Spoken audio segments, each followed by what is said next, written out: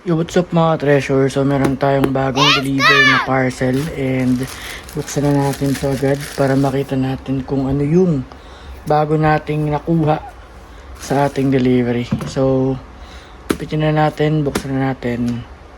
Let's go! Ipitin na natin siya para makuha na natin yung laman sa loob. So kitang kita nyo naman, naka-safety pack ang ating parcel.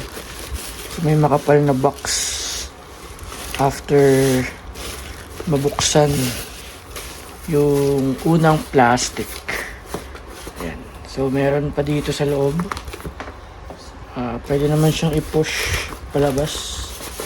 So i-push na lang natin. Ayan.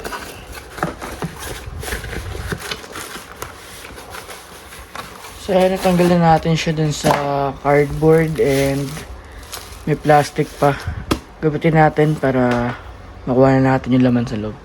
So gupitin natin, pero I think I need to be careful kasi mukhang, dali ko yung camera.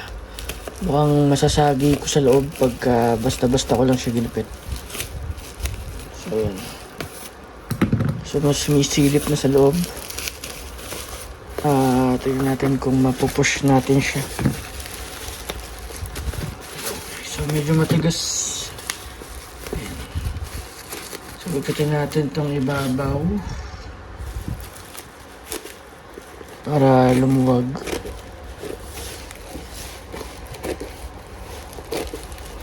Ay nako.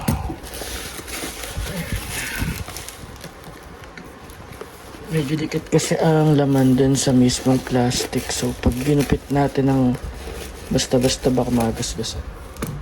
Ayan. So nakuha ko na yung item sa loob. And ito siya. Ayan.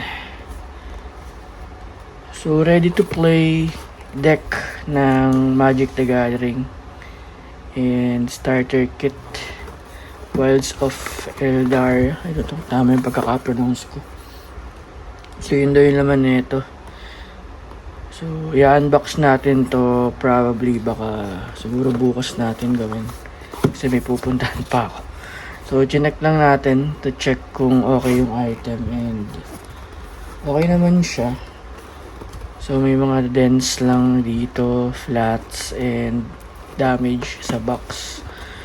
Pero anyway, so gagamitin naman natin to for deck building eh. And yung cards naman yung habol natin. Di naman yung mismong item. Di naman natin to ibuburo. So I think okay lang. So yun lang, na-share ko lang mga ka-treasure. Collection time. See ya.